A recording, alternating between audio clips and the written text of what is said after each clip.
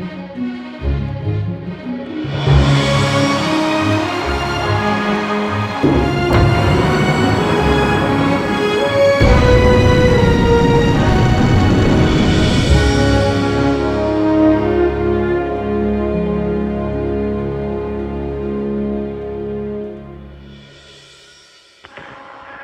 everybody. Welcome aboard Crew Dragon Freedom.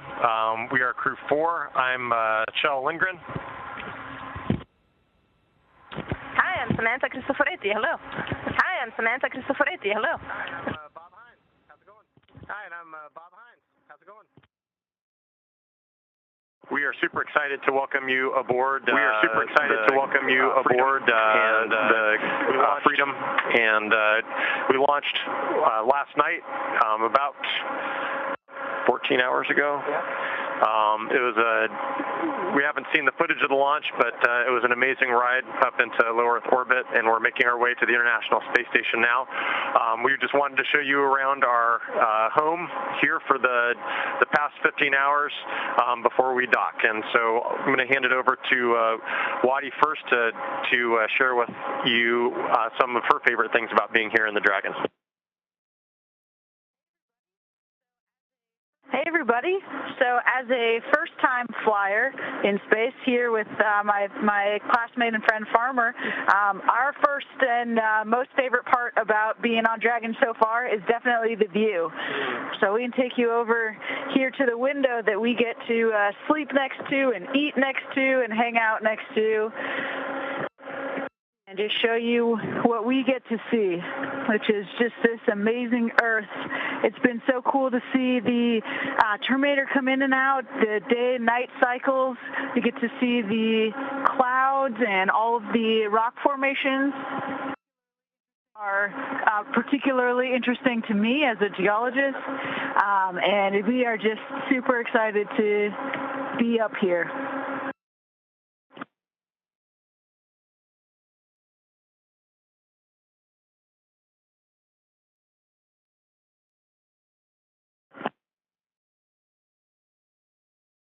So one of the questions we often get asked about is the significance of our zero-G indicator. It may look like we have two, but rest assured we have one. Samantha and I had the honor of allowing our kids to choose our zero-G indicator, and so we went to our daughters, and my daughter chose Zippy the turtle. It's one of her favorite and oldest stuffed animals, and so we brought Zippy along for the ride. He has been training with us for months. We have a photo gallery of all the training events that he's attended along with us. And this is Etta. Etta is the way that my older daughter, Kelsey, used to call her, because she, in Italian, she would be a small monkey, a scimmietta, but when she was small, she could only say Etta, and so that's how we call her. And it's actually the first toy that I bought for her before she was even born, so I was very excited that she chose Etta to fly to space with us. It's been awesome, and Julia and Kelsey have become good friends, gotten to play a lot over the last few months, so it's been awesome. There is added significance to these.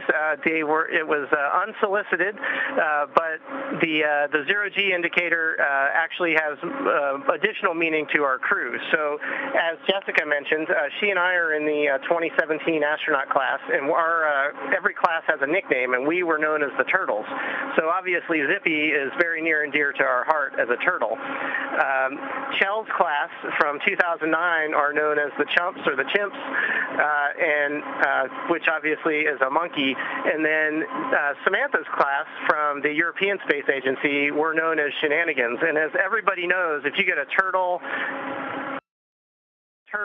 and a monkey together, that is a shenanigan. So that is our single zero-G indicator that we have for our mission.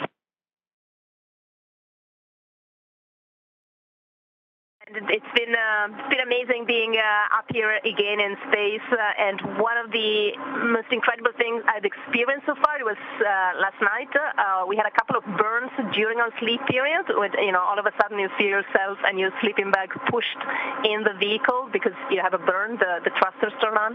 So I went up and peeked through the little window that we have here on the hatch, and I saw visually this thruster firings going on. It was like a ghost flying behind us, this very, very light glimmer making incredible shapes, and then it became more of an incandescent light, and it was just beautiful. And then that sound of the thrusters going on, toom, toom, toom, and that display of light was just amazing.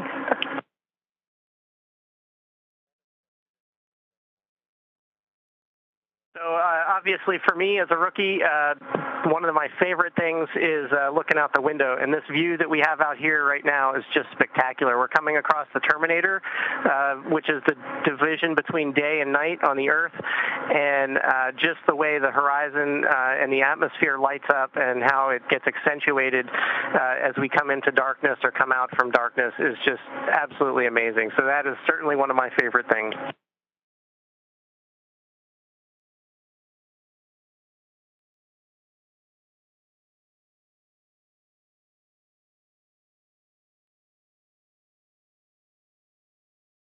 And for myself, I have to say that launching, just the sensation of the rocket last night was absolutely amazing. An incredibly smooth ride, and just incredibly fun to feel that acceleration and then the weightlessness after we got into orbit. And we also like some of the little treats that we get. One of the benefits of being an astronaut is that you get to play with your food, and so we're sharing up here. Today during our post-sleep meal, Farmer took out a bag of candy chocolate. And he offered one to each one of us, and Wadi at first didn't want one because she was having like breakfast sausage. But I'm like, sorry, but that's a rite of passage. You have to grab a candy-coated chocolate with your mouth from midair when you become an astronaut for real and you're in space. All right, well, thank you so much for joining us on the Crew Dragon Freedom.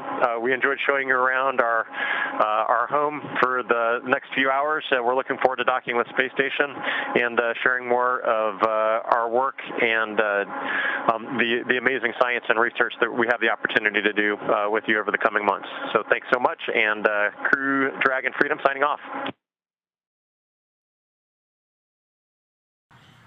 And Dragon still navigating autonomously and should be hearing a call out. Dragon, SpaceX on the big loop. Mid-course correction maneuver complete and nominal. Trajectory converged on waypoint 0.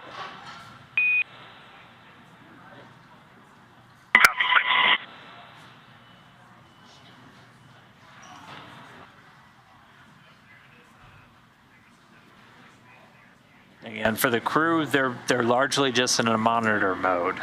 They have the capability to, again, send commands to Dragon, take manual control of the vehicle, but on a nominal flight, Dragon's flight computers are doing all of the flying, and it's got just a suite of different navigational tools at its disposal, inertial measurement units. You've got those Dragon eyes literally bouncing lasers off of the space station. Since we ended the rendezvous mode, we're navigating with what's called relative GPS, so a global positioning system. You've got antennas on the space station, receivers on Dragon that are talking to each other, and we've got that C2V2 set up as well that Kate was discussing. That's allowing us to send data, video, communications directly between the Dragon, the space station, and the ground. And you're going to hear what's called the big loop discussed a lot. Up until this point, the Corps here in Hawthorne's been talking to the Dragon crew on Dragon to ground. That's that direct communication line. And the team in Houston talks to the station on space to ground. So we have we have 4 of those that they can talk across. When we get into these integrated operations, we tie everybody together. Everybody hears everything everybody else is saying. One big happy family. We call it the big loop. And so that's what we'll hear all of our comms on for the remainder of the approach.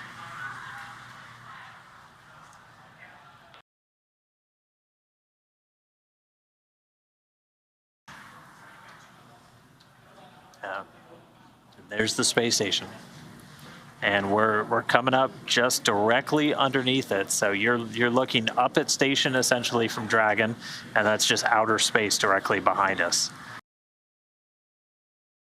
And we can see those Draco thrusters around the service section firing. That's pretty spectacular. I love that. And so waypoint 0 has been passed. Dragon's now inside 400 meters away from the space station, and it's moving up to what's known as waypoint 1. And so we can see those thrusters firing. Dragon is essentially doing a flip over to the top side of the station. So it's moving from 400 meters directly below to an area just 220 meters directly above.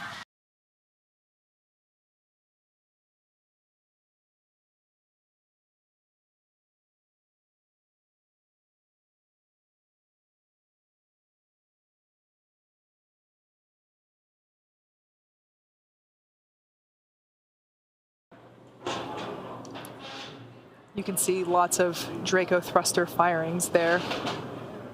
Again, these are primarily the service section Draco thrusters that are firing, essentially meaning they are located on the sides of Dragon, as opposed to the forward Draco thrusters, which are located at the top of Dragon, under the nose cone and around the hatch.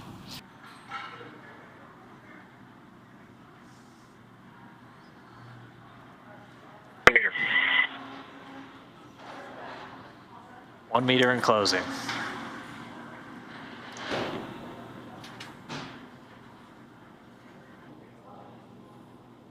And we heard confirmation. Dragon SpaceX on the big loop, contact and soft capture complete, attenuation in progress. Good copy. And confirmation, soft capture and docking confirmed. That time, 4:37 p.m. Pacific, 11:37 GMT, with the International Space Station flying 261 statute miles over the central Pacific Ocean. Dragon SpaceX on the big loop, soft capture ring retraction is in progress. There's our first full view of Dragon. Good copy. Dragon Freedom attached to the International Space Station. Up next, we are going to begin the hard capture sequence. That's essentially when we are engaging the hooks around the docking mechanism.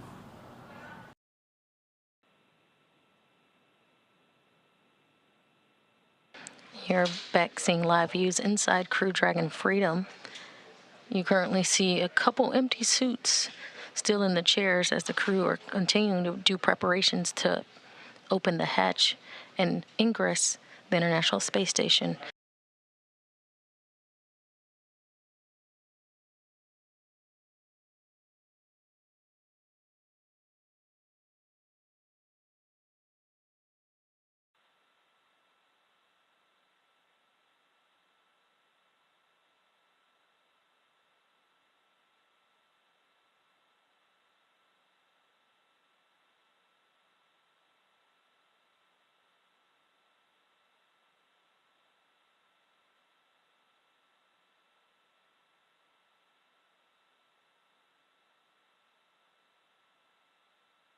And Dragon Hatch is open, and they are welcoming the Crew 4 astronauts on board.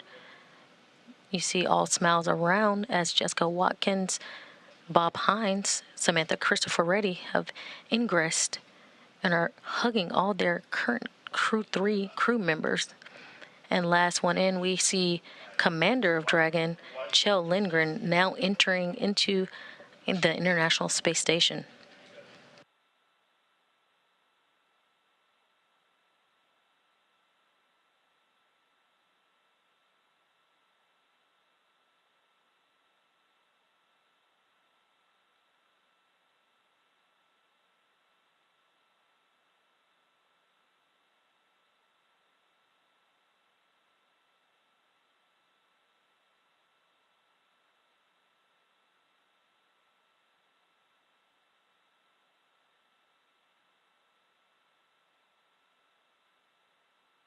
You're currently looking at all 8 crew members of Crew 3 and 4 together inside the Harmony module, welcoming the new crew aboard. Crew 3 and Crew 4 will do what's called a direct handover. For the next 5 days, there'll be 2 Dragons docked to the International Space Station. Crew 3 currently set to undock in just about 5 days from now.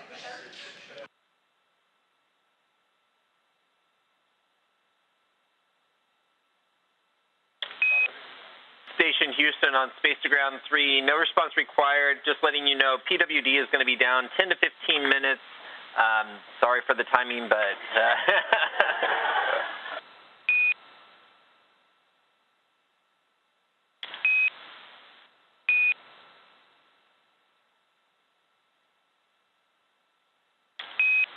And Chell, I'll owe you a beverage when you come back home.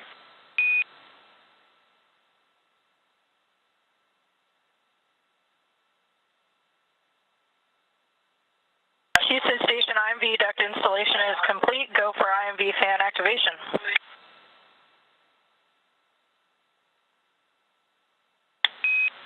Houston copies.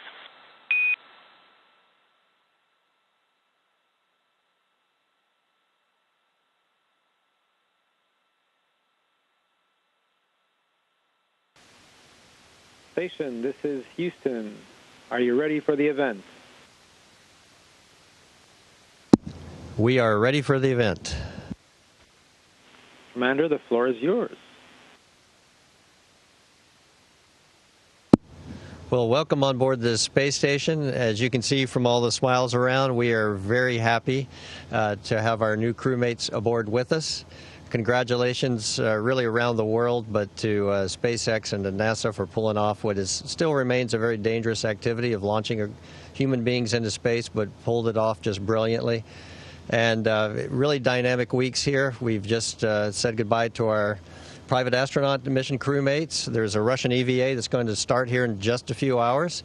So we're really happy our Russian crewmates could join us here for this event. And we're ready to go to work and get started. We couldn't be more excited to be all together here on the space station.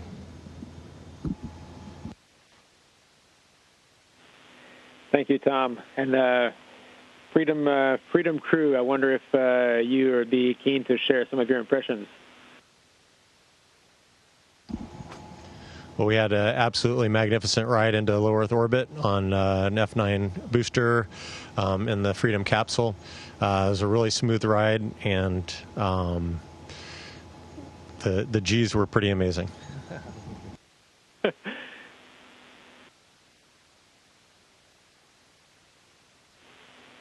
Bob, I saw you smile about G's. You know about G's?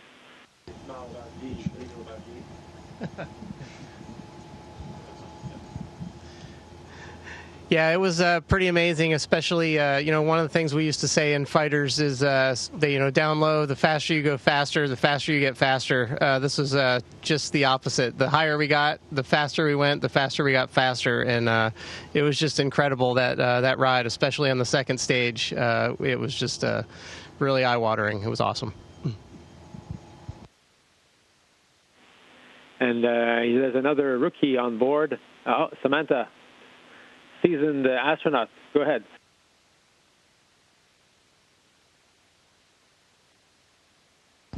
Just wanted to add how amazing the ride has been, and also how incredible it's been to get back to space station. It feels so incredibly familiar, and it's been so heartwarming to be welcomed by Crew 3 or by our Soyuz crewmates, and especially Crew 3. Our colleagues have been up with us this last few hours, getting a lot of work done with us as we are getting our space legs. So heartfelt thank you for this wonderful welcome. Jessica, obviously always keen to hear impressions of first-time flyers. Yeah, absolutely. I think for me, the part that was the most awesome of the whole ride was definitely the view. Right as we were coming in for docking, we started to get suits on and we're starting to prepare, and we had just enough time to take a last-minute look out the window, and we could see the space station kind of off in the distance, but super bright with the solar arrays shining towards us, and the Earth below. I mean, it's just absolutely gorgeous. So we're super excited to be here and to see more of those amazing views.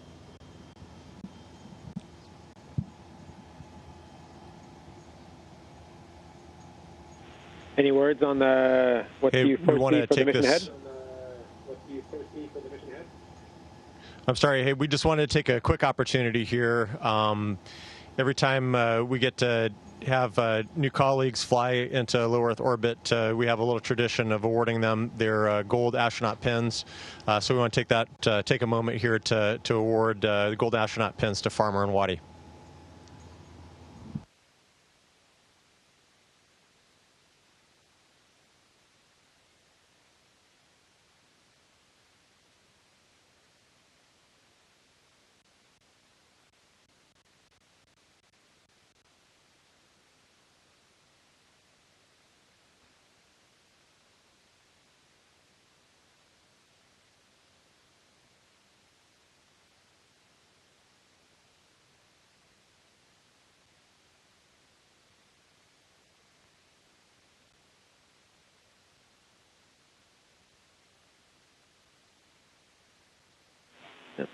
Congratulations We've got from all the centers. weeks of... Thanks very much. It's always an important moment to us, and I've got weeks of work ahead of us, and we'll be handing over operations to a very capable Crew 4, and under the leadership of Oleg here eventually. And so we're just really looking forward to the work we're going to be doing together here over the next week. I think we're going to be hitting the ground with a lot of science going on right away as well. So this ought to be a lot of fun.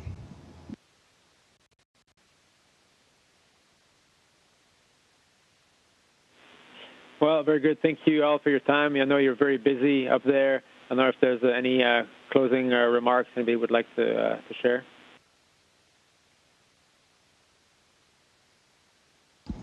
Yes, I think on behalf of all of us, a big thank you to our families. They were, they've been incredibly supporting towards us over the years and the months of training, and also these last weeks leading up to launch. Also, with some unpredictability on our launch date that made it even more challenging, and we always could enjoy their support.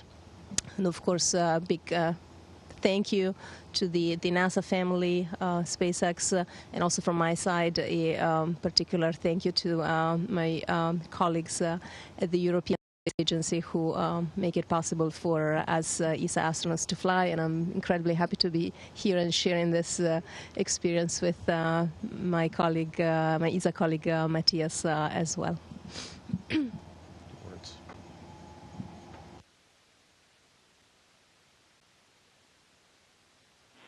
Well, thank you. That concludes the event. Station will now be resuming operational audio communication. Godspeed.